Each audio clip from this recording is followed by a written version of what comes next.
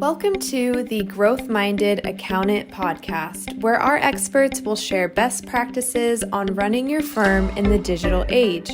This podcast is brought to you by CountingWorks Pro. Let's get started. Welcome to another episode of the Growth Minded Accountant podcast, the podcast for tax and accounting professionals who know the old way of running a firm isn't enough anymore. My name is Lee Reams. I'm the founder of CountingWorks Pro and our sister company, taxbuzz.com. And for the last several decades, I can't believe I'm saying this, I've been helping firms just like yours transform from overworked and undervalued to profitable, scalable, and future ready. So every week on this show, we cut through the noise, we unpack what's really happening in the profession, and give you practical, proven strategies to build a firm that grows with you, not around you. So if you're here, it means you're not satisfied with just surviving another tax season. You want to grow, you want to lead, you want to save time. You want to be the type of accountant who clients trust, competitors respect, and buyers pay a premium for when it's time to sell. So that's what this podcast is about. That's what we're here to build together. And today's title is Cutting Clients versus Cutting Hours, Why Tech-Enabled Firms Win Every Time. As usual, I am joined by Rebekah Barton, our Chief Visibility Officer. Rebekah, if you can say hello. Hey, everyone. I'm excited to get into this with you today. And I took this concept from just, as I was saying to Rebekah before we started this recording, I've seen, some surveys, some LinkedIn comments. I'm seeing some experience and hearing feedback from business owners on kind of what's happening right now in the industry. You see a lot of, I would say, mid-size accounting firms starting to rack up their pricing, not just coming out with advisory services, but their bank rec fees went from $1,500 to $2,500 a month. Their tax return fees went from $3,000 to $8,000. And I think a lot of clients are like, whoa, what is happening? And I think a lot of this with the surveys and some of the things I've read online is the easiest way to get more time, because everyone is impacted with the amount of work, is to cut clients. How do you do that? Let's rake up our pricing, or just start deciding who we're going to work with and who we're not going to work with. I think that is a dicey scenario, to say the least. And you hear a client who's spending $40,000 a year with their accounting firm, and now you have all this AI automation and tools to make things even easier to do, but then they're jacking up your pricing to $80,000 a year.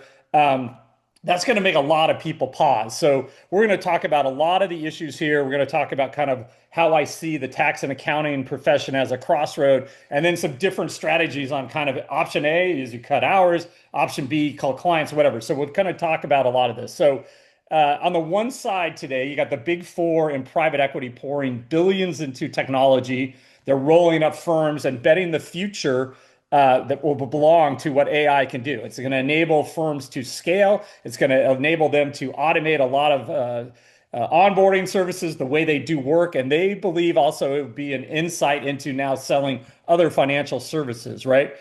Well, that's great. Some of these firms are putting over $1 billion into their AI development. But what does that mean for the independents, the small, medium-sized firms, the ones grounded in their communities, right? You are the ones that are trusted by your clients, okay? You're built on relationships and judgment, not billboards and buyouts, right? So roll-ups are like, what is happening? I'm now part of a private equity roll-up. So here's the truth. Independent firms, like most of our clients, are under pressure. And we're starting to see it, some in financial pressure. Their clients now expect more. They expect faster. Talent is obviously harder to find. Margins are shrinking in some respects, specifically if you're staying in kind of the compliance commodity space. And now you have AI, which for some of you feels like a lifeline. I've seen some of the oldest preparers in the world who no one ever would have thought would use AI are absolutely addicted to it. Some of our users, people that I thought would have been huge doubters, are in it every day doing 20, 30 queries a day, right? But then others feel it is a threat. It's not accurate. It can't help me. It will put me out of business. And I think there's two really far sides here. And obviously, as usual, usually the truth is somewhere in the middle. But let's be honest, every disruption creates two groups: those who adapt and thrive. Hopefully those are the people I'm talking to here today, and those who cling to the old ways until it's too late. Let's go back some examples when e-filing came out. Cloud accounting, that was just a fad, obviously, right? It's not. The firms that leaned in early just didn't survive. They dominated. And I believe that's what's happening today. Someone said to me, like with just the whole disruption that's happening, what's happening in the economy, the uncertainty, you're going to have to break some glass, is what someone said. I think that's what's happening right now. So firms that are thriving, they're the ones that are using tools like Max, our AI assistant, not just for the big four, okay, or the big whatever they call themselves, not just for Wall Street. We have built this technology for independence, for the firms that want to leverage without selling out, for firms that want to stay independent but scale like the big guys. So you are not alone here. There are lots of technology tools. I know the biggest issue I see is most of the VC-backed firms that are going into the AI space. They're building these applications for enterprises. I totally get it. They don't understand how a small, medium-sized firm works, right? And they're just shoving in, well, this is the way you should do it. This is better. And I see a lot of friction to that, right? But here's the thing. You don't have to become an AI firm. You just have to become a tech-enabled firm, okay? A firm where proposals write themselves, where onboarding runs itself, client communication, ranking in the AI world, it feels effortless, okay? The kind of firm that your clients stick with because you're not only trusted, but you're also modern. And if you're losing that modern feel or kind of that disruption or being that tech enabled where all of a sudden more and more alternatives are offering it, that's when you become replaceable. You don't want to be replaceable. Your moat is your client relationship. You have that tight, people know you, they know you know their stories, they know you, it's personal. Other than doctors, I think even more than doctors, accounting firms, CPAs, EAs, you have better relationships, more personal relationships with your clients than almost any other profession. So at this point, you kind of have a choice. What it means to compete in a world where some firms have billion-dollar budgets and others just have grit clients and the right tools. I'm betting on the small and independent. So we're going to get into a lot of different things here about how the future of accounting doesn't belong just to the big firms, just to the VC-backed startups, just to the private equity roll-ups. I believe it belongs to firms like you. And with tools like what we do at Accounting Works, and there's other vendors out there, you really can compete on a level playing field. That's the beauty of what tech-enabled allows you. So we're going to talk a little bit here about how this all works. I hear right now the biggest issue is I don't have enough time. So the question is, if you're trimming clients, that means you're trimming revenue. That means you're trimming opportunity instead of trimming the hours it takes to do the work. Think about that. There's a reason KPMG has dropped, what is it? I think $1.2 billion in AI and workflow automation. That's a remarkable investment, right? Because they know that 2 weeks of work can now be done in one day or even hours. That's not hype. That's a fact. That is what AI tech-enabled firms are doing. So the question is, where is the disconnect? Why are small tax and accounting firms, mid-sized firms clinging on to the same way I did it last year, the old way? When the math in the future was so obvious, but you can't cut your way to growth, and you sure can't cut your way to a seven-figure exit. So we're going to talk about a bunch of things. So our first talking point, Rebekah, is not enough time. You talk to our clients all the time. They have too many clients, not enough hours, staff is stretched thin, they can't hire good people. But the reality is probably the partners are the bottleneck, right? They're not managing their complexity as they grow. So as more IRS changes happen, more client demands, more competition, they're thinking they need to work harder, not necessarily smarter. So if your strategy for next season is just to buy more Red Bull and grind harder, you don't have a strategy, you have a survival mechanism. So Rebekah, kind of just give some, when you're listening to people about the time issue and you start talking about these alternatives, why are some so reluctant to actually jump in and start saving their time through tech-enabled technology? I think a lot of it is just we've always done it this way. That old mindset, the old adage of this is how we've always done things, and it's what worked for people sometimes for decades. and they are reticent to shift gears. They're reticent to jump into the AI age. They're reticent because they don't understand it, or they're concerned about it taking their job. So a lot of what we do is just walk people through it. We explain to them that it's not here to take your job. It's here to save you time on the things that you don't want to do. It's here to save your staff time on the things that they don't want to do, or the things that are just tedious. Perhaps answering emails. It can write an email response in seconds compared to the 15 or 20 minutes it might take a person. So just little things like that may not seem major can actually free up hours and hours over the course of a week. And if you free up multiple hours for every person in your office by automating basic things, we're not saying here that you have to dive in head first and automate every single thing that you're doing, but even automating a few small things saves 3 hours a week for every person in your office. If you have 5 staff members, that's 15 hours a week that you've gotten back that they can devote to more advisory, more high value things that need to be done that only they can do. So I think realizing that this isn't an all or nothing situation is something that I really want our clients to realize. They can dive in and they can use bits and pieces of it and find what works for them. Yeah, I mean, AI isn't here to replace you. It's here to give independent firms the leverage that the big firms and these private equity roll-ups are already buying, right? They're investing in it. They see the future. They're already leveraging this technology. And now you're like, well, wait a second, what if you're doing it the old way and now they're able to be this much more optimized, you're at a competitive disadvantage. So option one, the thing about cutting clients. So I guess it feels good. Yeah, I got rid of the people. It means fewer emails, fewer last minute docs, fewer headaches. But guess what? The clients that you keep aren't necessarily lowering their expectations. They still want this Apple-like onboarding experience. They want the ability to communicate you securely and easily through your client hub or portal or whatever you're sharing documents and communicating. They want faster responses than ever. One of the biggest things we see on the TaxBuzz marketplace on 1-star reviews is my accountant is not responsive.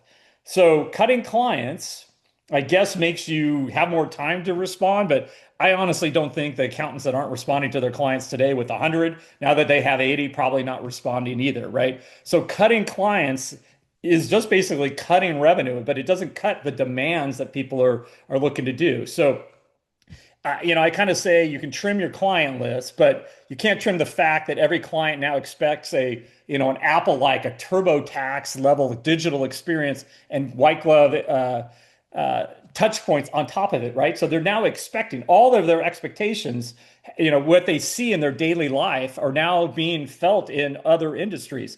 So I think that's kind of a bad solution. Maybe cut those clients who don't pay you, don't answer you, don't respect you, or adversarial. I think that makes total sense. But the idea of just cutting clients as the answer to your time issue, to me, is just kind of backwards. It's like, well, wait a second. What if I can just, as Rebekah said, cut 20% of my time, open up 20% of my time because I'm using tech-enabled solutions to make my life easier?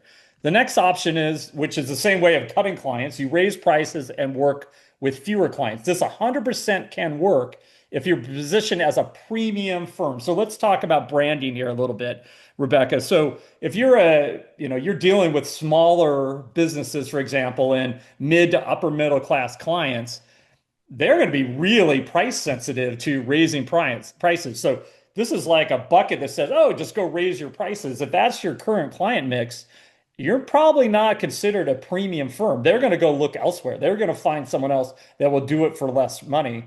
Specifically with new data coming out, over a year before, perhaps the economy wasn't humming along like the government said it was, right? So there's a lot of people struggling out there. So kind of explain that premium branding and positioning versus where most clients are. There's only going to be so many premium vendors.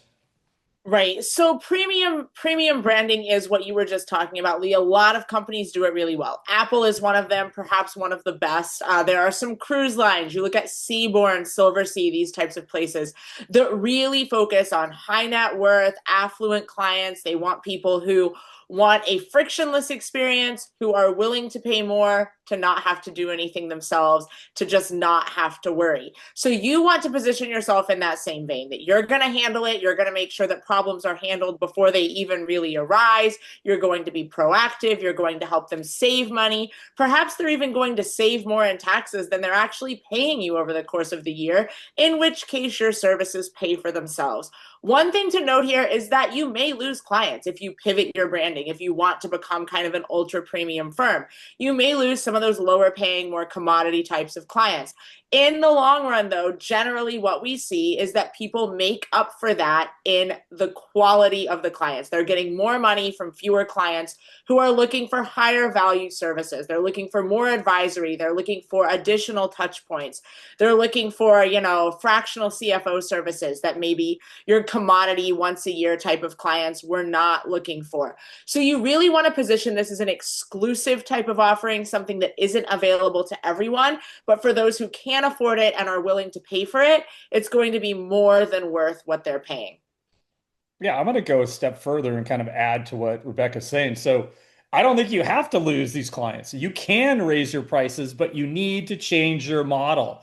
Raising prices without modernizing doesn't do anything, right? That just says, wait a second, I'm paying more for the same outdated processes. You're faxing me things, you're emailing me things, you're not saving me time and gathering my documents, scraping my data, reminding me what's missing, but yet you still want more money. That's where you get in trouble, okay? So you can't slap a premium price on a broken process and expect clients to smile and say, oh, this is great, I'll take it. That's not a pricing strategy, that's delusion.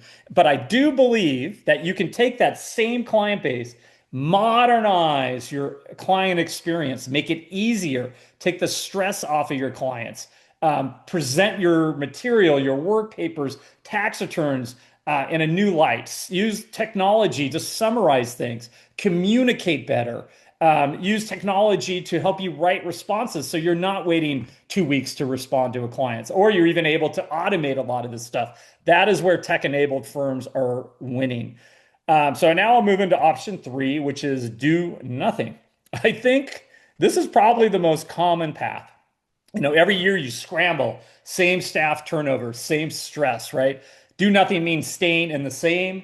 It means falling behind as others move forward. I had a conversation with my financial advisor actually yesterday, and we were just talking about what they're seeing in the economy, what they're seeing with AI disruption, kind of, their goal, or not goal, but what their forecasts are and what's going to happen.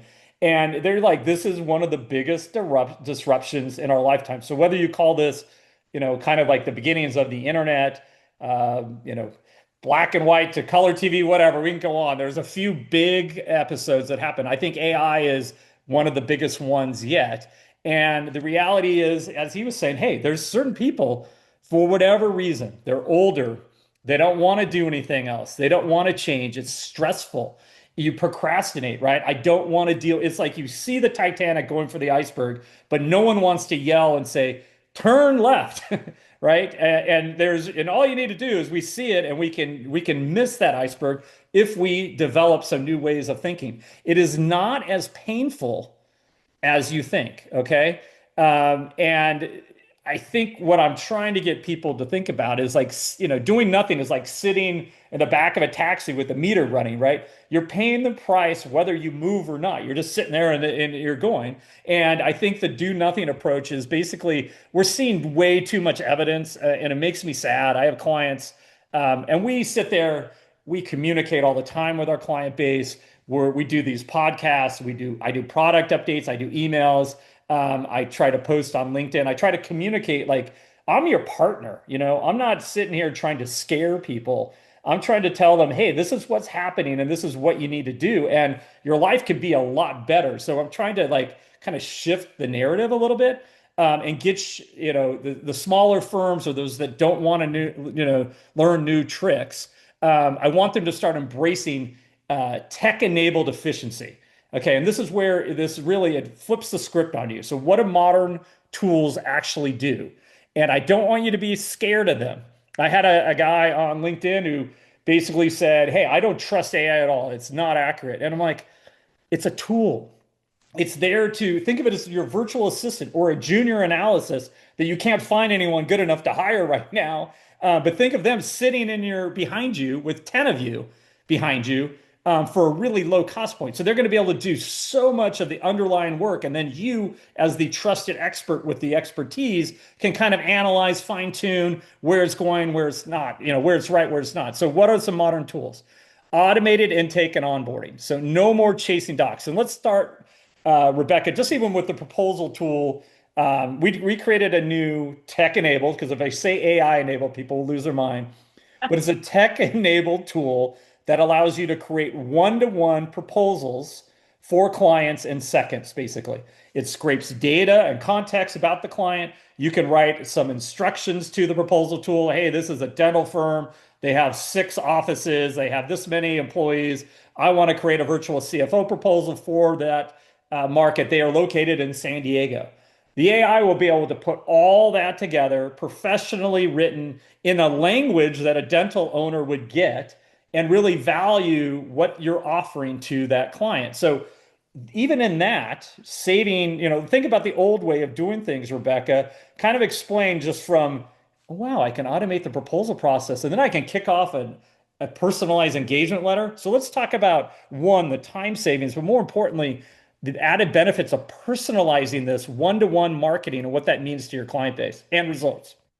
So it's going to just make the whole experience for your clients better, more authentic. It's going to draw them in. It's going to make them feel special. It's going to make them feel cared for. It's going to make them feel like you really understand who they are, what their business is, and that everything is tailored to their specific needs, which is something people really want in this day and age. I was recently reading something in Ad Age about how personal marketing is the wave of the future. It's already here, really. We see everything from personalized ads on Instagram and Google and everywhere we look to personalized experiences when you go to a store. Personal shopping, for example, has become very widespread, not just something for the ultra wealthy anymore. So everybody wants a really hyper personal experience. And that's what this tool and other tools like it are allowing you to provide at scale without spending hours and hours of your day putting together a personalized proposal. You could spend an entire day putting together 1 or 2 proposals and get nothing else done. With systems like this, you're able to provide that really tailored, really hyper personal experience that everybody wants without wasting days of your life. So it allows you to still provide the high level services that you want to provide while simultaneously providing the client experience that you want to provide, which is really a win-win, not only for you as a professional, but for your client base. Yeah, and if you tie them all together in workflows where you have your proposal, kick off an engagement letter that kicks off an intake form, that kicks off perhaps a to-do list for your client and your staff, now you're seeing the beauty of tech enablement, right? So you can see, whoa, this whole process saves my client time. It communicates better. It communicates automatically. Processes kick off, so I don't need as many administrators following and tracking this stuff. That is the beauty of a tech-enabled firm. Tech-enabled firms also spend smart reminders. Clients get nudged automatically based perhaps on their profile. Well, are they a dual income? What are the things they need to worry about?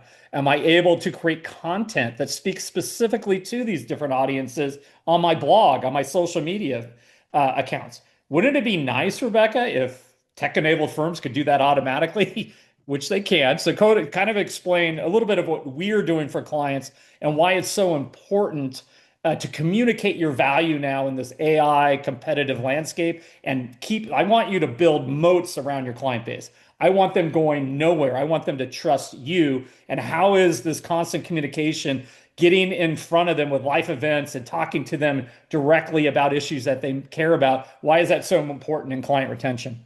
So the more you integrate yourself into someone's life, the less likely they are to leave. The more you're going to become something they feel like they can't live without. You're going to become a service that they rely on, not just once a year for your taxes, but every time something happens in their life. So maybe once a month, they want to do a check-in with you because something occurred, or they want to double check something with their business, or they're thinking about buying another house, or they have a child who is about to go to college and they want to make sure that they're on track with savings. There are so many financial things that happen in people's lives. And if you are constantly in front of your clients, you're at the top of their inbox, you're reaching out to them, you're making sure that you're integrating into their everyday life, then you're going to be top of mind. They're going to think, oh, hey, I should reach out to my advisor. I should reach out and ask them what they think, where their head is at with this, what the right decision would be. So I think the more that you integrate yourself with constant communication, not constant to the point that it's annoying, but communication that matters to people, high value communication at times of year that makes sense, and when life events occur that make sense, things like that,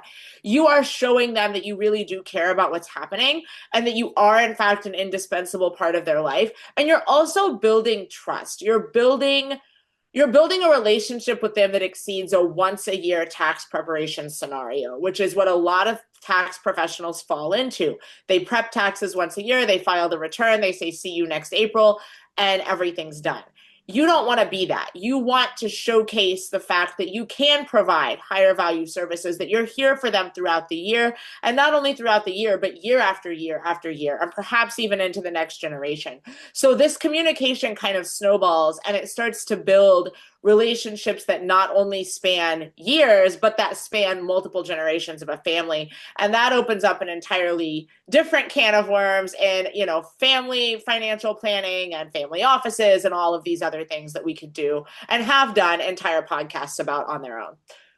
Yeah, I mean, basically, you don't want to open the door for competitors, to showcase a planning strategy, for example, QSBS stock. And then someone else kind of opens the door and they come back to you and say, why didn't you tell us about this? I had no idea. Well, if you're utilizing a tech-enabled firm, you're going to be able to push that content out, different types of content, depending on your target audience, automatically. You don't need to stress about how do I get enough time to write about these issues. These platforms are smart enough to be able to do it on their own. I'm going to pivot a little bit more to data scraping and analysis. So obviously now you can import Client Hub documents to your Client Hub. AI technology can scrape the data. It can organize them in binders. It can summarize data. And then it can also use that as context to proactively suggest different scenarios or planning strategies, or even creating a proposal for a group of clients that there might be a hole in what they're doing with you today, right? So that's another great way to use tech-enabled firms, the way they're growing. And then advisory insights, and that's kind of where I was alluding to, is AI now surfaces strategies that you can use to upsell clients. So if you have all this data in your ecosystem, that's the beauty of AI. It's able to analyze and take all this context in instance and come back to you with there's no way you could sit there and go through all your clients' information to try to figure this out. And I'll give another example of a way to use like tools like Max is drag a tax return in, their last year's tax return into Max, and say, hey, can you create a interview question and answer outline for me, so when I meet this client, I know what to ask. And AI is going to be smart enough to look at their tax return and know exactly what questions to ask. They're going to see their ages. Do they have dependents? Do they own real estate? It will be able to curate that entire experience. So you know what you're able to do now? Each client can have a one-to-one interview versus kind of this one-way, one questionnaire for all. That's the beauty, highly personalized, okay? So this isn't just Chat GPT with a calculator. I want people to understand. I'm talking about tools that are trained on the tax code. You're starting to see more of them marketed, tools like Max, there's Tax GPT, there's a bunch of different tools out there, but they're trained on the tax code, okay? They're tested by pros and they're tuned for accuracy. They're updated daily, right? They're human verified data that kind of puts a knowledge layer on top of what a normal model would have access to. So it's not just searching the web maybe for someone at Forbes who wrote an article and then says, well, this is now a strategy, and then it's incorrect, okay? So a couple little stats just to kind of get you over the finish line, I hope. Intuit did a study. They said 80% of firms using AI tools report higher client satisfaction and faster turnaround times. That's a pretty good ROA. I don't know what the other 20% are doing, to be honest with you. Maybe they don't know how to use the tools. KPMG, they came out and said they're cutting things that took 2 weeks to 1 day with workflow AI. So AI is not here to replace you. It's to replace that 17 hours you wasted this week chasing a client for their W-2, missing W-2, right? Your clients don't want like a Wall Street accounting firm. They want you. They just want you to be tech enabled enough to deliver faster, smarter, and better. And I think this kind of ties into my next thing, which is the long game. Many of you are boomers or you're nearing retirement and you're thinking, I don't care about this. I'm going to sell soon.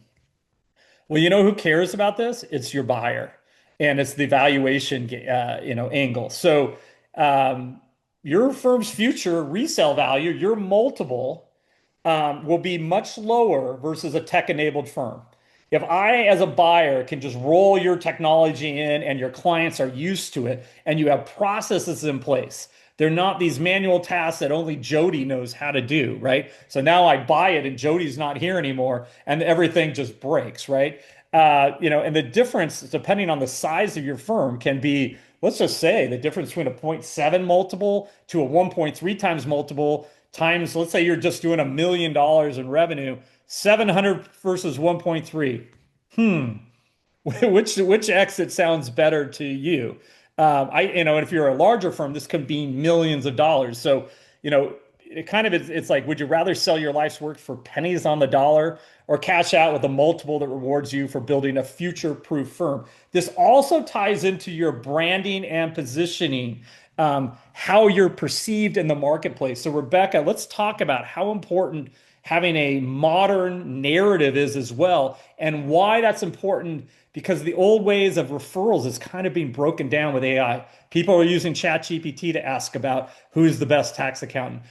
Google with their AI search results. So kind of explain how a narrative falls into this. Yeah, so this is actually going to be one of the most important parts of building your brand, whether you're selling or not. If you want to rank in the tech-enabled age, having a really solid narrative surrounding your firm is critical. This is something I talk about all the time with our clients. It's actually one of my favorite things to talk about with people. I'm really passionate about it. So what you're going to want to do is make sure that you have a cohesive narrative. And that's going to not only be more appealing to younger buyers who understand the importance of authenticity, of transparency in marketing and branding, but it's also going to help you rank.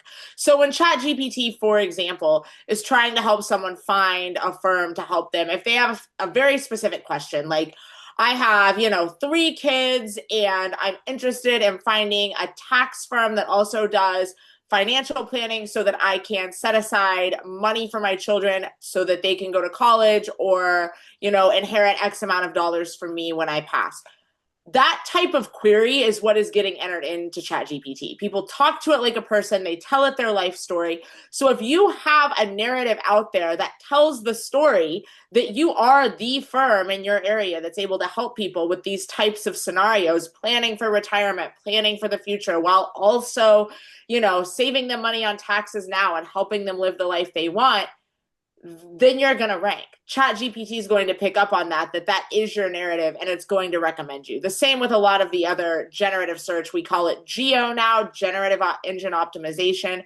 So that is something that's top of mind, and your story is the most important thing when it comes to ranking within those search systems. I know that was a lot. I kind of went a little deep there, but suffice it to say that it's very important to have a cohesive narrative and to really let people know what makes your firm different, because you are different. Not every firm is the same, and there is something that sets you apart. So make sure that that is coming through when you're posting things in all of your content and on your website. And I'll give you the summary of what she just said. A solid narrative, a modern website, and a modern client experience will mean that you have developed processes that can scale without you. So you can sell that part of the business. That's part of the selling point to a buyer. They're going to look at that. They're going to look at, are they showing up on search? How many inbound leads are they getting? How are they converting these? How do they handle their processes and scale them? That is why it's important. So this leads me to, what is the disconnect? Why are small firms saying tech isn't, trustworthy? AI makes mistakes. It's too expensive. That's my favorite one. It's too expensive. And I'm like, the cost of labor is too expensive. An AI tool that costs you $300, $500, or even $1,000 a month is pennies compared to what an employee costs, right? And the reality here is AI is trained on the tax code. Workflows that run from AI models that are trained on the tax code, they're actually more accurate than staff, at 11 o'clock at night on April 14th, with their coffee and they're falling asleep. So the tools pay for themselves in both time saved and clients retained. So I would argue not adopting is the most expensive choice of all. So the biggest risk here isn't AI making a mistake. The biggest risk is you making the mistake of ignoring AI. I think there's a couple things too. I'm really bullish, obviously, on the independents. We love you guys, but you have one thing that these big billion-dollar firms can't buy. That's trust, right? So technology is just the amplifier. You already, if you have your mode up, you have that client relationship layer dialed in. So you're communicating via newsletters, social media, you're responsive to clients. They're not going anywhere. All you're able to do now is with technology, you're able to amplify your messaging, right? So it's not about becoming an AI firm. It's about becoming a firm that runs itself. So you can finally focus on advice, not necessarily the medial tasks, the paperwork, things like that. So I'm going to kind of recap here. I've gone through a lot. I'm coming off my bully pulpit, but I really believe in this. I'm passionate about it. And I think it's important that we communicate the messaging to as many that we can kind of wake up as possible. So what are the four paths right now? You can cut clients. You can raise prices. There's a hybrid there. You can raise prices and modernize your tech experience. That's kind of the one I see is the best path forward. You could do nothing. You can stay in compliance.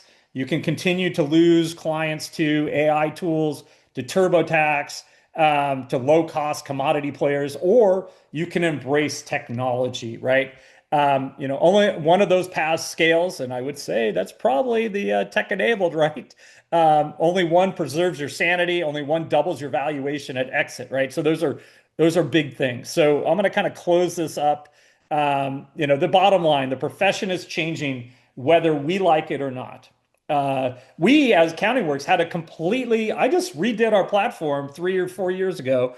And in the last 2 years, I have completely changed our model to be tech enabled first, AI first, to take the advantage of this incredible engine we've created at Max to power all of these user experiences, right? And the results are incredible.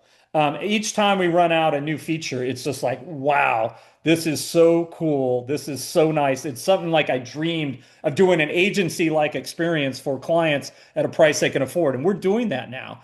And if we're adapting to it and seeing the payoff, I guarantee you guys will see the same benefits, right? The big four, the private equity, the tech first firms, so you have all this money rolling into our vertical. I mean, I'm sure you don't appreciate when some tech whiz 19-year-old Stanford dropout claims they created the new AI agent for accounting. And they're going to, disrupt everything and blah, blah, blah. I honestly think, whoa, they don't totally get it. But the reality is they're all moving now, right? There's a ton of things going on. So disruption doesn't mean independents lose. That's the biggest thing. That's the fact. It's the opposite. Independents have what no billion-dollar firm, no VC-backed firm can buy. Guess what that is? Trust, your relationships, and deep knowledge of their clients' lives and businesses. What they need is leverage. So I think you have a competitive advantage here. So that's what technology, and yes, I'm using the word AI, really gives you. It's not replacement. It's not risk. It's just leverage. Leverage to take the busy work off your desk. Leverage to scale advisory, which is obviously the big buzzword that everyone's talking about. More importantly, without adding staff. I understand how hard it is to find quality people right now. A lot of younger people are actually starting to see the opportunities in the accounting space. So hopefully that kind of backfills. I know the numbers expected in growth of a number of accounting professionals needed in the next coming years is quite large. So I think there's huge opportunities here. So what we do is we are able to leverage to compete in against the firms with deeper pockets. You don't have to spend $1.2 billion to act like the same, be able to do the same type of services, have the same capabilities, right? Some firms will still sit this out. I could sit there. I mean, and Rebekah knows, I get so frustrated in our company scrums and I'm like, why don't they get it? And that's the reality of every wave of change, right? The ones who lean in are going to define the next decade of tax and accounting. So the question, I think, is, will you let the market change around you, or will you step forward, stay independent, and scale like the big guys on your terms? And I think that's the beauty of what tech-enabled firms, and associate that with some new narrative, perhaps raise your pricing. I think you're going to love what this industry can, and I'm very bullish on your future. So your clients want the future. Your competitors are building it. The only question left is, do you want in? So I hope this kind of felt like a long-winded coach's, like a Super Bowl speech that just went on for too long. But I think it's important just to talk about these issues. We've been talking about trends. We've been talking about concerns. I'm seeing it. I'm seeing, some accountants who are still doing the old ways, they're struggling right now. Hey, we're having cash flow problems. So there's ways to backfill this. There's ways to adapt here, and that you can be very successful. If you have any questions, please feel free to reach out to either of us on LinkedIn. You can visit our website at accountingworkspro.com. If you have any questions, though, please feel free to add comments. We'll add this podcast to YouTube channel as well. If you're not following us, go to AccountingWorks Pro on YouTube.